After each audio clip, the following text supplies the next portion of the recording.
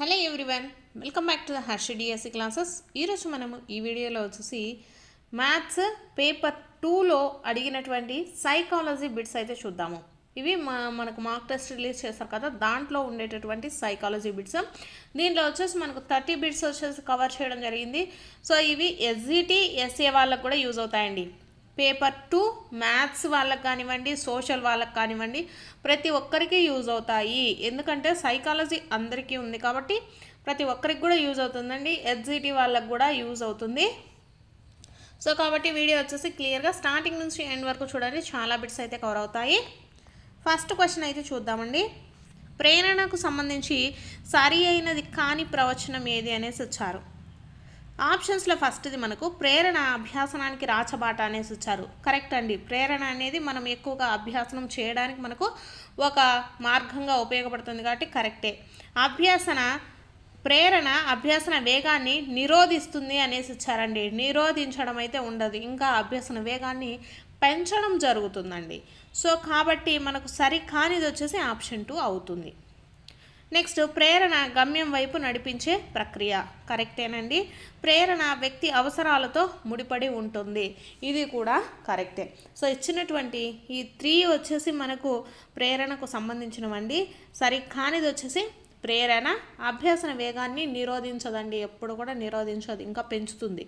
కాబట్టి ఇది మాత్రము సరికానటువంటిదండి. ఆప్షన్ 2 వచ్చేసి right answer. Next, second one చూద్దాము. మనోలైంగిక వికాస సిద్ధాంతాన్ని ప్రతిపాదించినది ఎవరు అనేసి ఇచ్చారండి. మనోలైంగిక వికాస సిద్ధాంతాన్ని ప్రతిపాదించింది ఎవరండి? సిగ్మండ్ ఫ్రాయిడ్ అండి. ఆప్షన్ 1 వచ్చేసి correct answer. Next, Erik Erikson వచ్చేసి సాంఘిక వికాస సిద్ధాంతాన్ని ప్రతిపాదించారు. సాంఘిక సిద్ధాంతం అండి. సాంఘిక వికాస సిద్ధాంతం ఎవరు అంటే ఎరిక్ ఎరిక్సన్. నెక్స్ట్, సంజ్ఞానాత్మక వికాసాన్ని ప్రతిపాదించింది ఎవరు? జీన్ పియాజే. నెక్స్ట్, కోల్బర్గ్ అండి. కోల్బర్గ్ ఏంటి? నైతిక వికాస సిద్ధాంతం. నైతిక వికాస సిద్ధాంతాన్ని ప్రతిపాదించింది ఎవరు అంటే కోల్బర్గ్ అండి. నెక్స్ట్ క్వశ్చన్ చూద్దాము. నిష్పాదనను మదింపు చేయడంలో ఇమిడి ఉన్న రంగం ఏది అనేసి ఇచ్చారండి.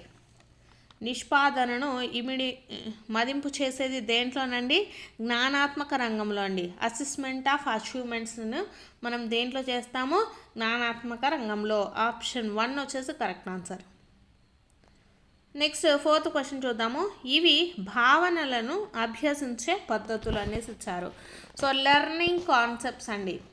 లెర్నింగ్ కాన్సెప్ట్స్ ఏంటివండి? అవి ఆవిష్కరణ, పోలిక, భేదాల ద్వారా చెప్పడము, ఉదాహరణల ద్వారా చెప్పడము, పదాల ద్వారా చెప్పడము, ఇవన్నీ కూడా మనకు అభ్యసించే పద్ధతులే. కాబట్టి కరెక్ట్ ఆన్సర్ వచ్చేసి ఆప్షన్ 3 అవుతుందండి. ఆప్షన్ 3 మనకు ABCD ఇవన్నీ కూడా అభ్యసించే భావన పద్ధతులే మొత్తము కూడా. సో ఆప్షన్ 3 వచ్చేసి రైట్ ఆన్సర్. నెక్స్ట్ క్వశ్చన్ చూద్దాము. ధర్మ్స్టన్ రచించిన ప్రైమరీ మెంటల్ ఎబిలిటీస్ అనే గ్రంథంలో పేర్కొనబడిన మానసిక సామర్థ్యాల సంఖ్య.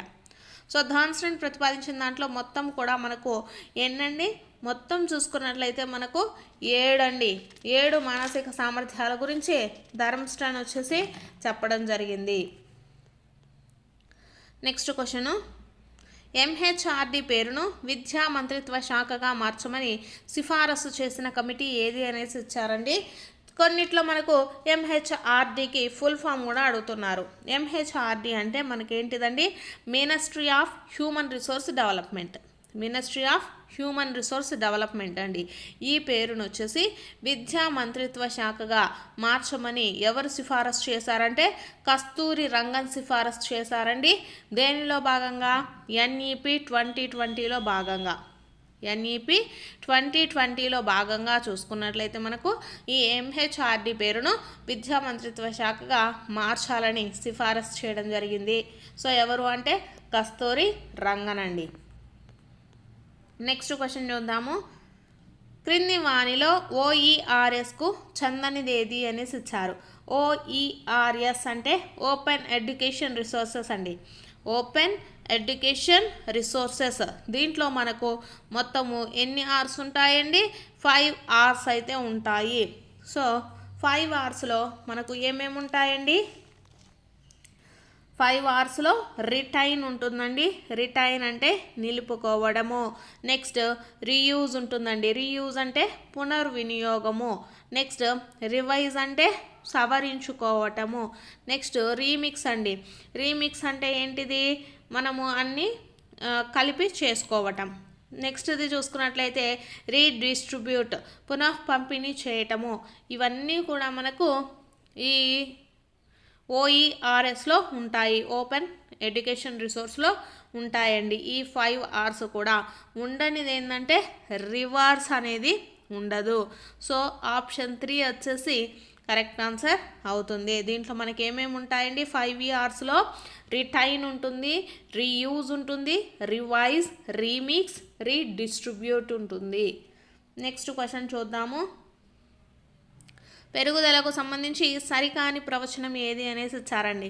పెరుగుదల అనేది పరిమాణాత్మకమైంది. పెరుగుదలను మనము గమనించవచ్చు. అంటే సన్నగా అయ్యారా, లావ్ అయ్యారా, వీటిల్లో పరిమాణం అనేది మనకు కనబడుతుంది కాబట్టి పెరుగుదలను మనము చూడొచ్చు.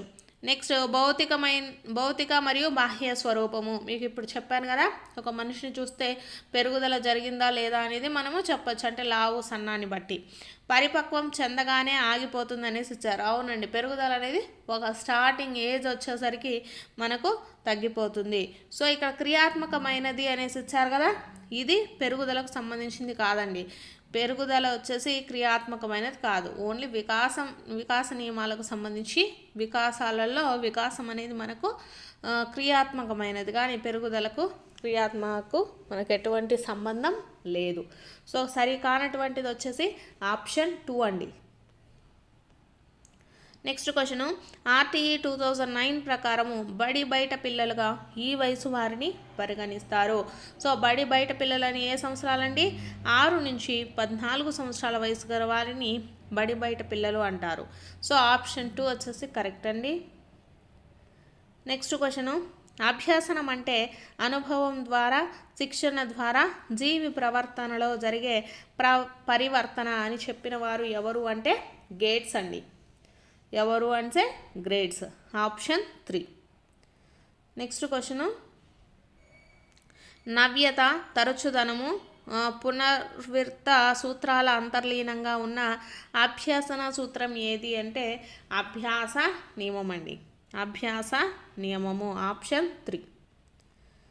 నెక్స్ట్ క్వశ్చను, పియాజే సిద్ధాంతం ప్రకారము సమస్య పరిష్కార సామర్థ్యము ఈ దశలో పెంపొందుతుంది అనేసి ఇచ్చారండి.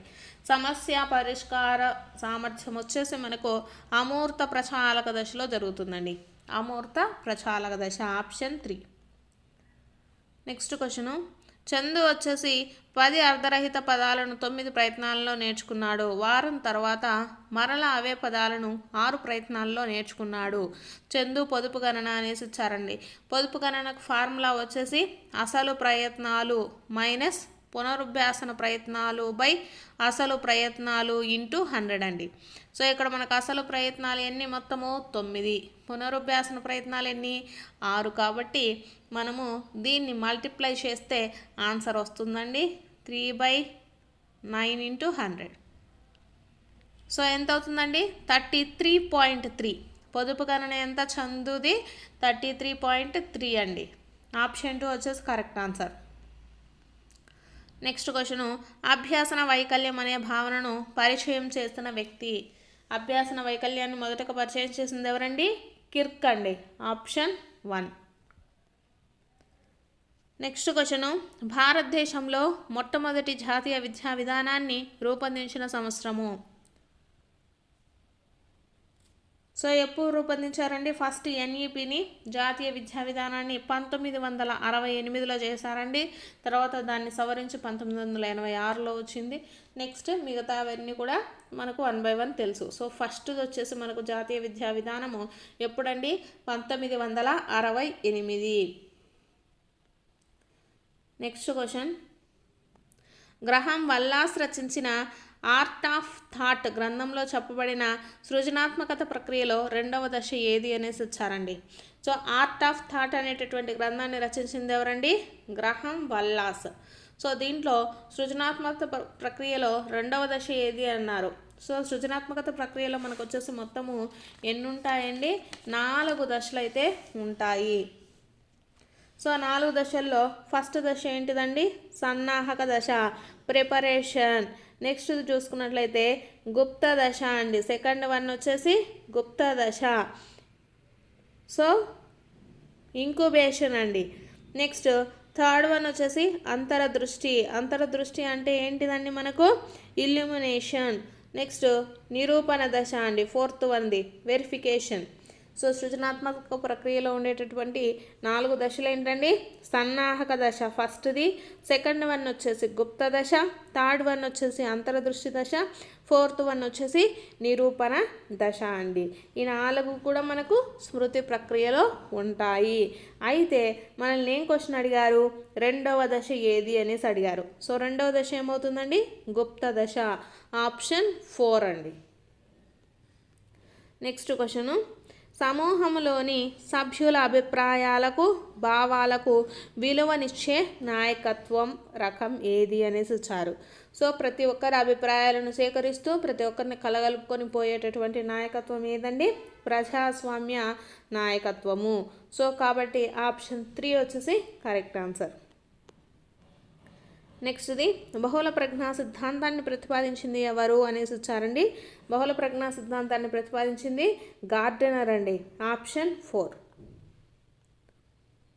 నెక్స్ట్ క్వశ్చను, క్రింది వానిలో కౌమార దశ హర్లాక్ ప్రకారం కౌమార దశ ఏదండి, 13 లేదా 14 సంవత్సరాల నుండి 18 సంవత్సరాల వరకు కౌమార దశగా ఎలిజబెత్ హర్లాక్ దాంట్లో ఉందండి.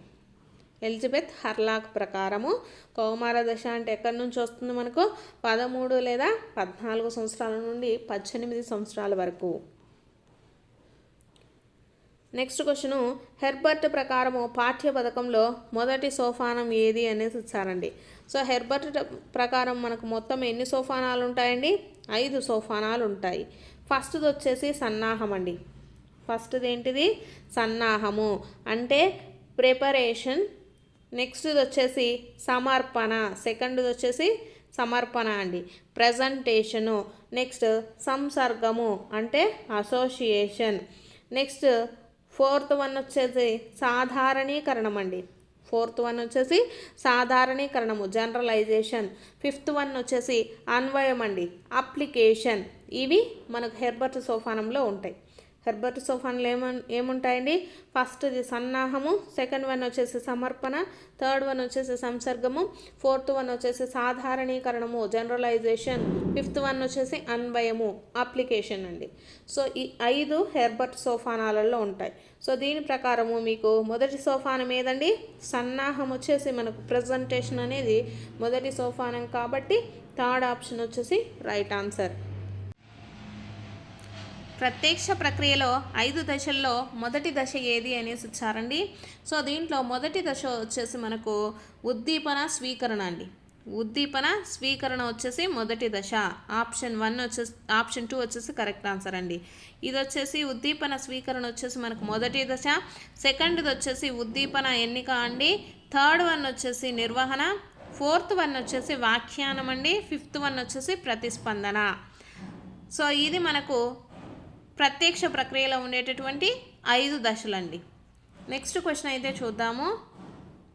ప్రవర్తన అనుభవాల శాస్త్రమే మనోవిజ్ఞాన శాస్త్రం అని నిర్వచించింది ఎవరు అనేసి వచ్చారు. సో నిర్వచించింది ఎవరండి, స్కిన్నర్ అండి, ఆప్షన్ 2. నెక్స్ట్ క్వశ్చను, క్రింది వానిలో విద్యార్థుల అభ్యాసనాన్ని ప్రభావితం చేసే సాంఘిక కారకం కానిది ఏది అనేసి ఇచ్చారండి. సో దీంట్లో ఒత్తిడి, సాంఘిక పరిపక్వత, వివక్షత ఇవన్నీ కూడా మనకు సాంఘిక కారకాలు.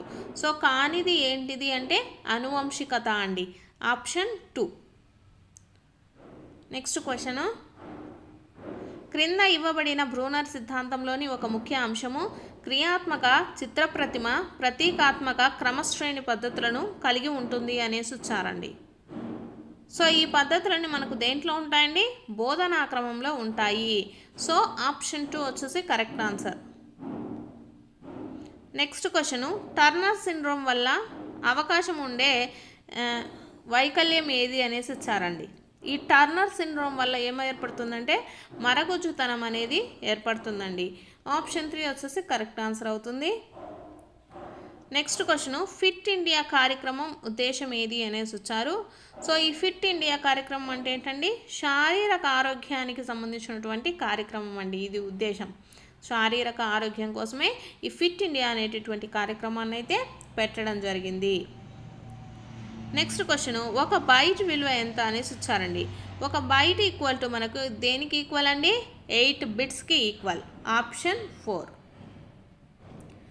నెక్స్ట్ క్వశ్చన్, తనలోని ప్రేరకాలను లేదా లోపాలను ఇతరులకు ఆపాదించడం క్రింది రక్షణ తంత్రానికి ఉదాహరణ అనేసి ఇచ్చారండి.